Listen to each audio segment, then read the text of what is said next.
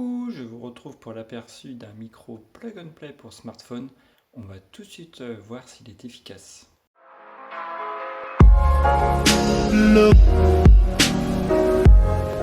Au point de vue déballage, on retrouvait le micro dans sa boîte cartonnée avec marqué garantie de 2 ans, un support en plastique pour protéger, un autre plastique, des petits autocollants dont je ne sais pas trop à quoi ça sert.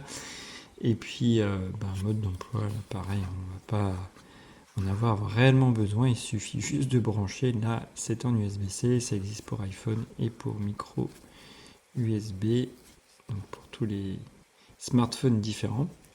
Et puis voilà, on a la petite bonnette pour l'extérieur qui protégera un peu du vent. Et puis le micro tout simplement comme ça. Donc on va faire quelques tests pour voir son efficacité dans des situations un peu plus concrètes. Là par exemple, je parle avec le même timbre de voix, hein. Je ne modifie pas le son, je ne retravaille pas derrière, c'est vraiment brut pour voir la différence. Donc j'ai enlevé évidemment la petite bonnette puisque je suis en intérieur, ça sert à rien de filtrer le vent. Et on va voir ce que ça donne tout de suite. Donc là je reprends avec toujours le même timbre de voix et puis le micro qui est détaché. Donc on va normalement tout de suite sentir la différence. Ouais, comme on peut le voir, il y a un tout petit peu de vent là. Et on va voir ce que ça donne en prise de vue extérieure avec un tout petit peu de vent. Et puis tout en marchant là, un peu dans les graviers aussi. Et puis d'entendre les bruits des oiseaux. Également ma voix.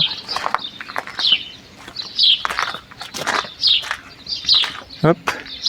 On va maintenant faire exactement la même, mais cette fois-ci sans le micro. Et voilà, on repart du même endroit, je force pas sur ma voix non plus. Et on peut se rendre compte normalement de la différence. On retrouve notre moineau qui s'adonne à cœur joie. Voilà, avec quelques petits bruits de gravier aussi. Allez, autre petite séquence, là j'entends vraiment beaucoup d'oiseaux.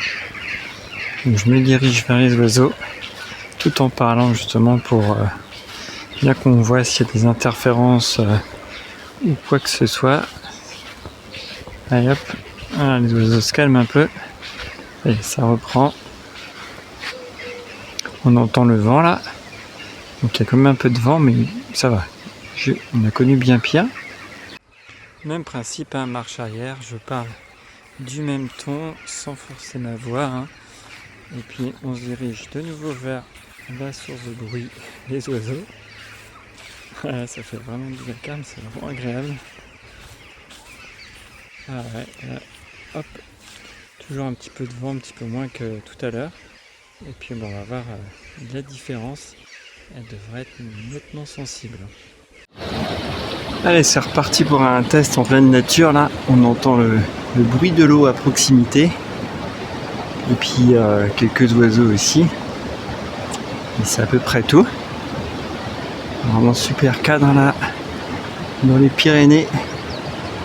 Super endroit pour les tests micro. Alors, vraiment un joli panorama avec les nuages là qui se sont levés il n'y a pas très longtemps. Donc c'est super cool, grand soleil. Donc voilà, là on entend bien les ruisseaux. On va voir ce que ça donne avec le micro. Je force pas du tout ma voix, hein. Je parle normalement pour justement on voit bien ce que ça donne avec le micro. Et puis là on va tester du coup sans micro, je vais l'enlever et on va tout de suite voir la différence. Alors on est reparti, du coup le micro est enlevé. Je parle évidemment de la même façon, hein. Je force un tout petit peu ma voix mais pas trop, mais c'était pareil pour tout à l'heure. Je forçais pas mais quand même un tout petit peu parce que sinon ça fait murmure, c'est pas très audible.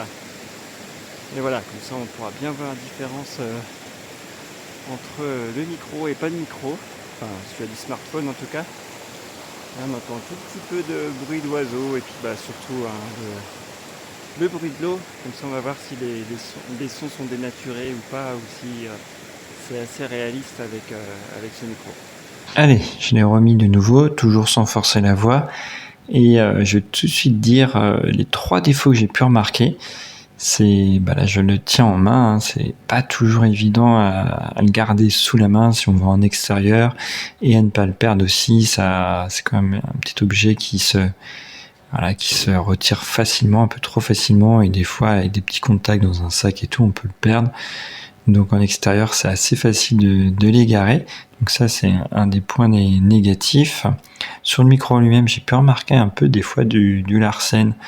Donc c'est pas énorme, c'est pas non plus super contraignant, mais de temps en temps, on a un petit bruit. Et puis troisième défaut, quand on a enregistré et qu'on veut écouter là sur mon smartphone, je ne peux pas, je suis obligé de le retirer pour écouter ce que je viens d'enregistrer. Donc des fois c'est un peu pénible parce qu'on a envie de voir ce qu'on a dit, essayer de tester un peu vite fait quoi, dans des conditions extérieures où on est un peu pressé. Et donc du coup à chaque fois je fais c'est vrai, j'ai oublié le micro, donc je suis obligé d'enlever le micro et puis d'écouter ma bande son et ensuite de le remettre. Donc voilà au point de vue des petits défauts.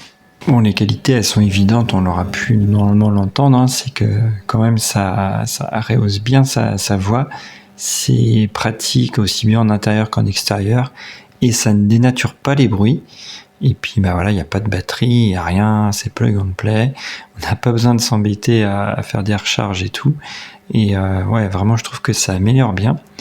Donc pour mon utilisation, avec quelques petits vlogs en extérieur, quelques petits tests en intérieur comme ça, pour moi c'est tout simplement le meilleur que j'ai pu prendre en main. Et donc c'est celui-là qui m'accompagne un peu partout à présent. Par contre, le prix est vraiment fluctuant. Si on prend la version simple jack, on a 12,50 €, celle en USB-C à 25 € et en iPhone c'était 37,50 €. Donc je trouve un peu abusé là d'augmenter les prix comme ça, de passer du simple au triple en fonction du smartphone. Donc ça c'est peut-être un peu abusé. Donc chacun verra en fonction de ses usages, mais en tout cas moi là 25 € une USB-C, je trouve que c'est un bon compromis. Voilà, j'espère vous avoir été utile et pouvoir guider dans votre achat, et je vous dis à bientôt pour un prochain test. Bye bye.